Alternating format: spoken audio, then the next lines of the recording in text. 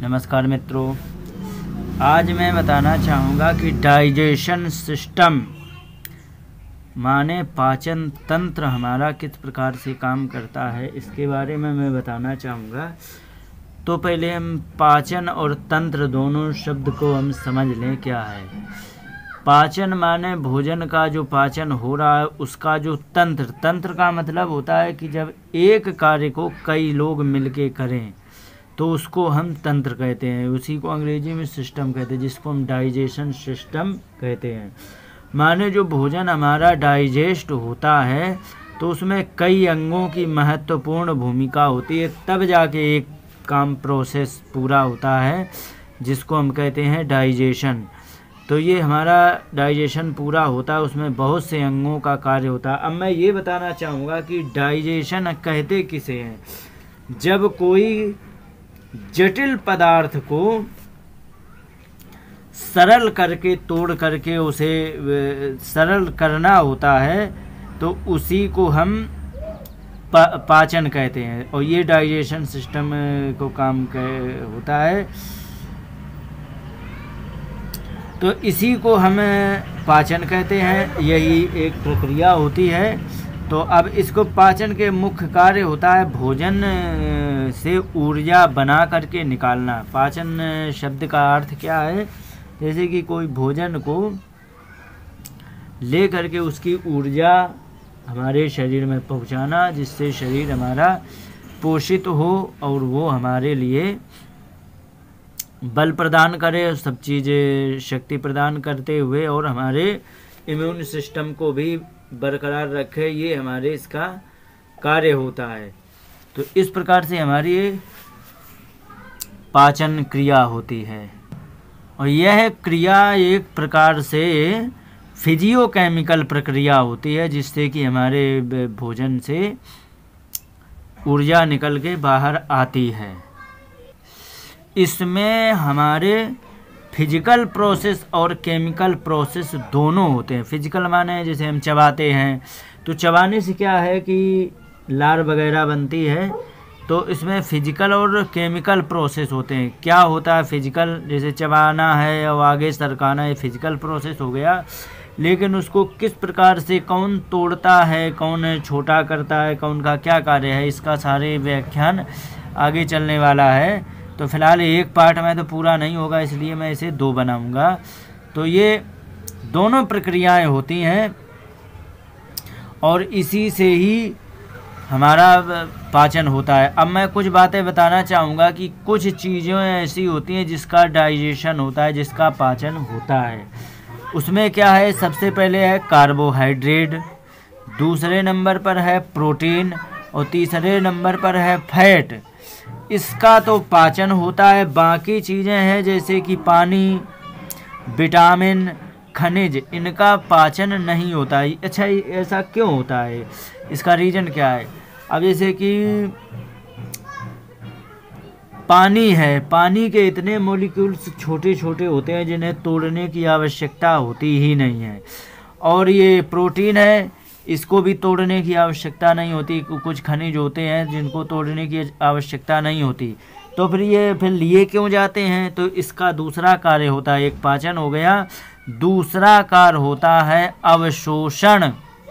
जैसे जल होता है, पानी होता है, वो हाथों के द्वारा सोख लिया जाता है, उसका पाचन नहीं होता है, उसका मात्र शोषण होता है। तो सीधे सोख करके और शरीर में जहाँ का तहाँ पहुँचे। जैसे कि सेल्स के अंदर पानी की आवश्यकता, मैंने पानी पिया तो बड़ी आंत ने पानी को सोख लिया, सोख करके जिसको जहाँ भेजना है वहाँ भेज दिया।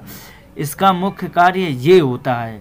तो ये छोटे छोटे कण होने के कारण सीधा सीधा सोख लिया जाता है, इसमें कोई दिक्कत ही नहीं होती है।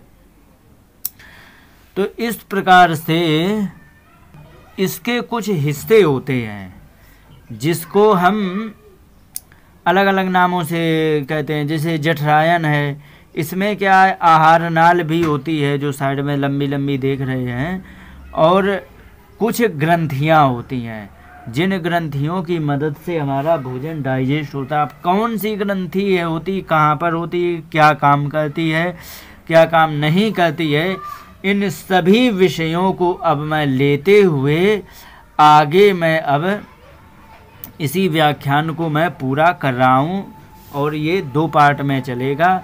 अब इसी पर आगे मैं अपनी बात को प्रारंभ कर रहा हूँ। अब इसमें कुछ और होते हैं, जैसे आहार नाल होता है। देखो 2 होते हैं।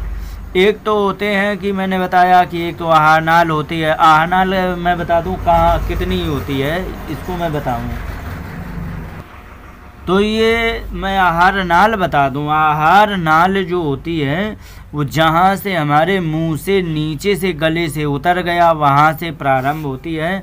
और आहार नाल वो होती है जब तक हमारा भोजन मल द्वार से बाहर ना हो जाए, पूरे की पूरी हमारी आहार नाल ही होती है। तो वो आहार नाल की लंबाई 32 फीट होती है, जिसको हम 9 मीटर लगभग मान लें। तो ये 32 फीट की ये आहार नाल होती है। तो इसमें एक सबसे पहले होता है मुख, दूसरा होता है आहार नाल में होता है जैसे कि आप देख रहे हैं। तो अब इसी में देख लो, जैसे कि ये मुख है और मुख से फिर सीधे आहार नाल हो गई। आहार नाल से हो गया ये आमाशय, और ये आमाशय से हो गया फिर ये छोटी आंत, यहाँ से निकल कर के छोटी आंत हो गई। और छोटी आंत से होकर के फिर ये बड़ी आंत में आकर के और फिर ये बाहर ये निकल जाता है। अब दूसरी होती है पाचन ग्रंथि। इसके बारे में मैं बताना चाहूँगा। तो पाचन ग्रंथि में सबसे पहले आती हैं लार। लार ग्रंथियाँ ये होती हैं। लार ग्रंथि होती, फिर जठराग्नि मतलब जठर ग्रंथि होती। तो जठर ग्रंथि यहाँ पेट में पाई जाती है। इसके बारे में आगे बताऊंगा सब विस्तार से। इसके बाद है लीवर ग्रंथि। लीवर जो होता है ये भी ग्रंथि है, तो इससे भी होता है। इसके बाद पित्ताशय, ये जो नीचे लटका है पित्ताशय। इसके बाद अग्नाशय। अग्नाशय ये होता है जिसको हम पैनक्रियाज कहते हैं।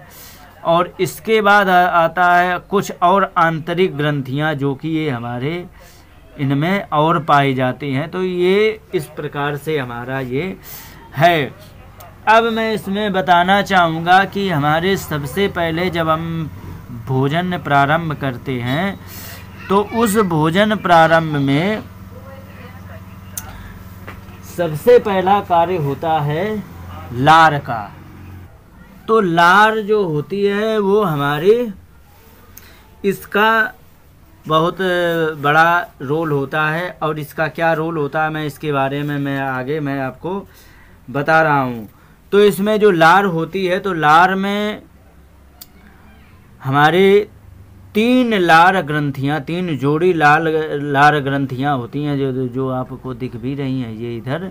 तो 3 जोड़ी लार ग्रंथियाँ होती हैं। तो एक सबसे पहली होती है पैरोरिड, ये सबसे बड़ी लार ग्रंथि होती है। दूसरी होती है सबगिलुअल, तीसरी होती है सबमेडिगुलर।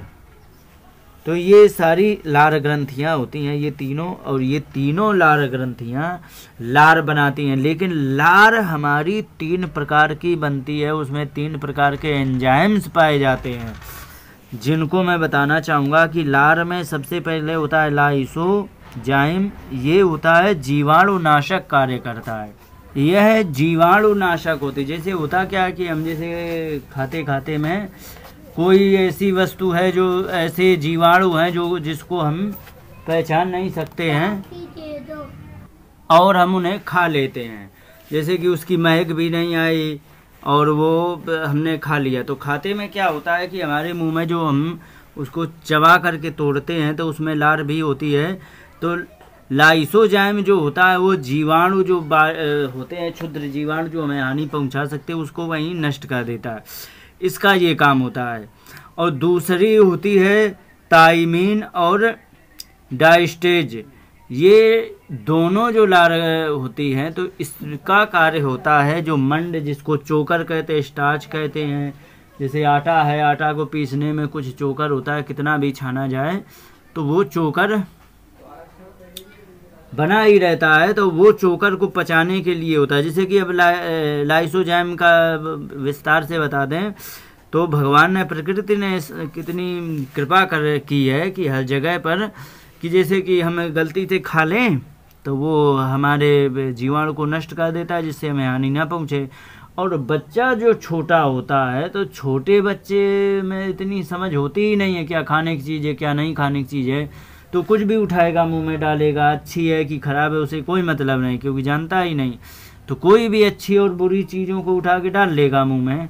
तो भगवान ने ऐसी व्यवस्था की है कि उसको सबसे ज़्यादा लार आती है, और वो कोई भी गलती करे उसको तुरंत वहीं पर रोका जाए। तो भगवान ने सबसे ज़्यादा, मैंने पूरे शरीर का जब अध्ययन किया तो ये बहुत ध्यान से देखा कि भगवान ने हर जगह सुरक्षा का बहुत विशेष ध्यान रखा।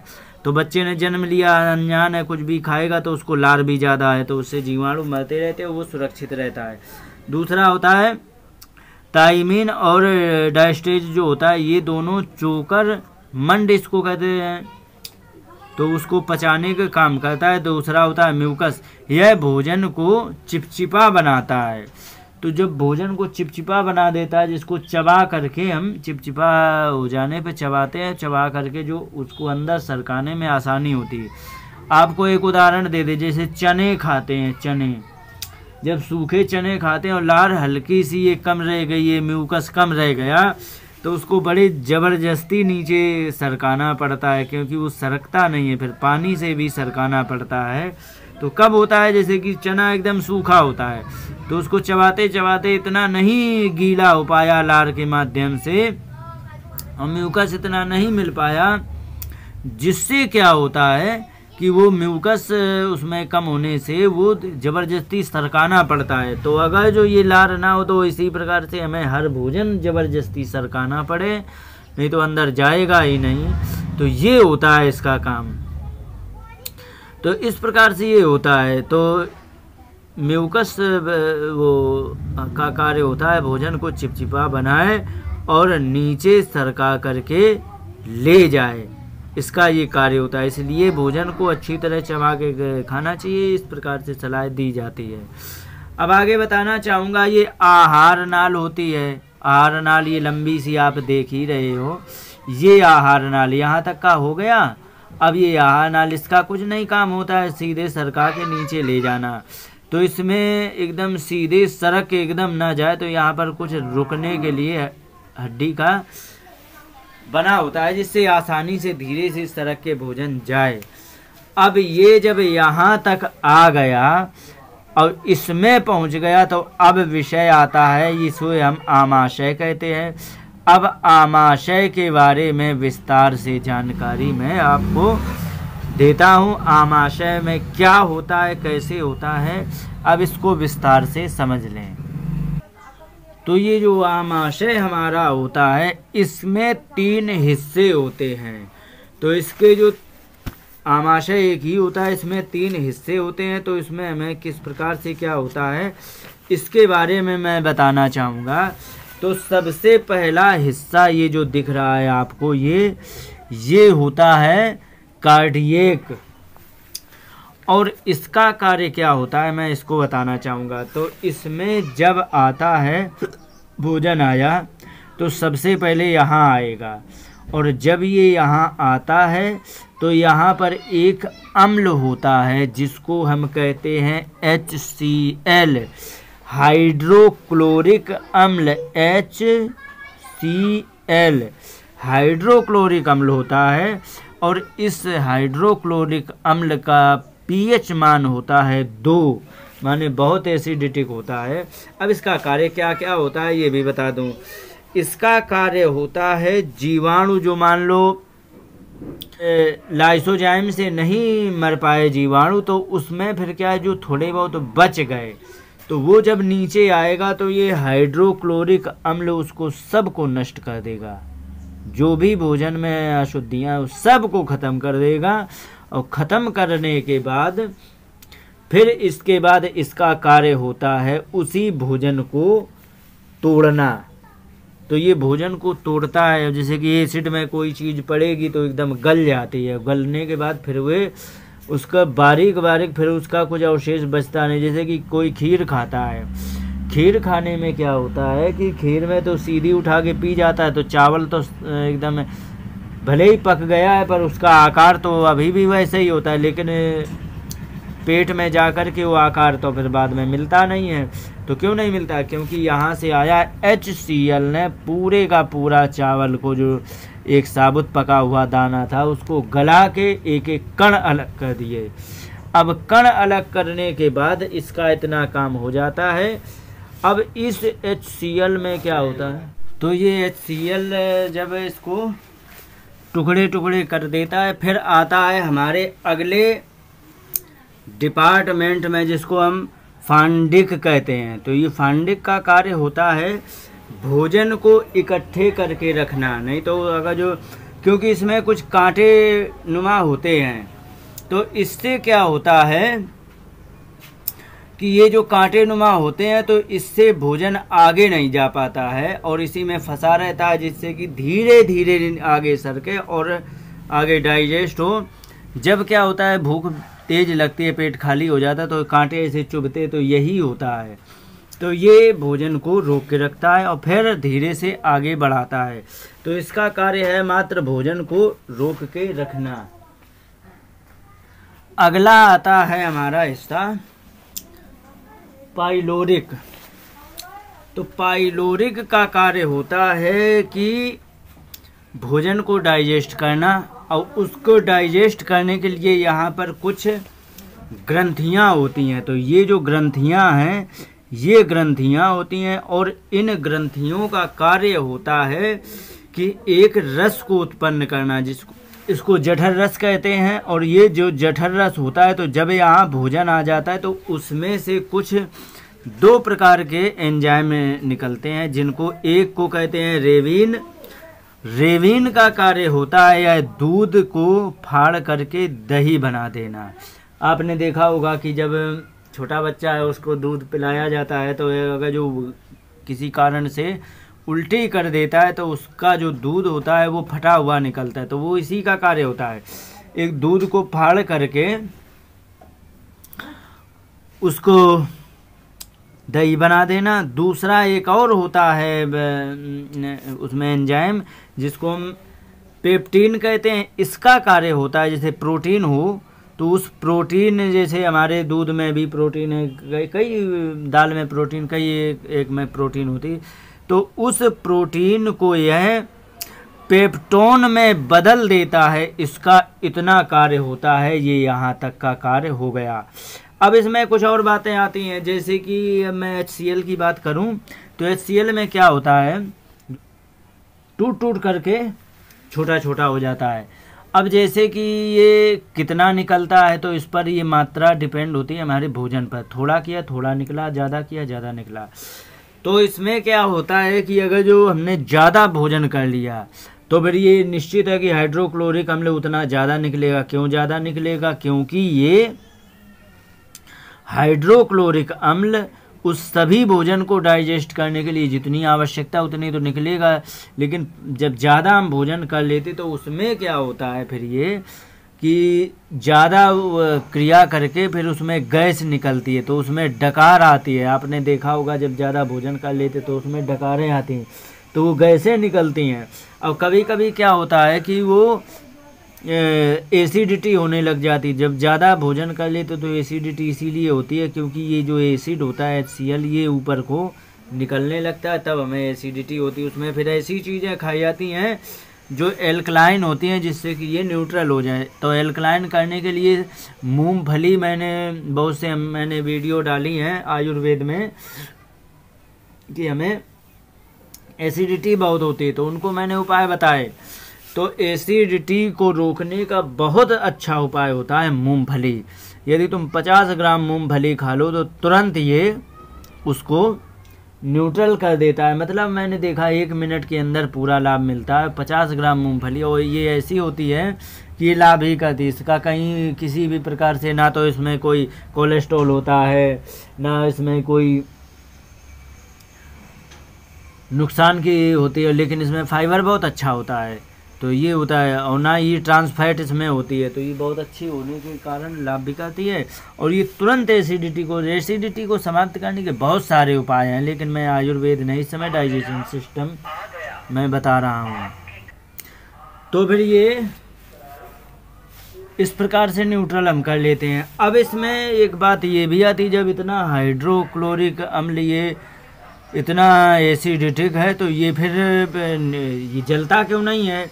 ये आंतों को भी जला सकता है, नीचे जलता क्यों नहीं? ये इन चीज़ों को ये जलाता क्यों नहीं आसपास?